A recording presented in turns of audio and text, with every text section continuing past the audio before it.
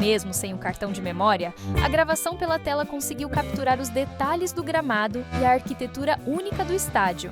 A visão aérea dá um toque especial, mostrando o vazio das arquibancadas de uma maneira diferente e interessante.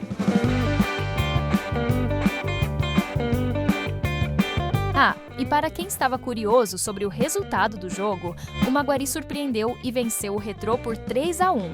Foi uma partida inesperada para muitos, mostrando que mesmo com poucos torcedores presentes, o futebol segue entregando grandes histórias e emoções em campo.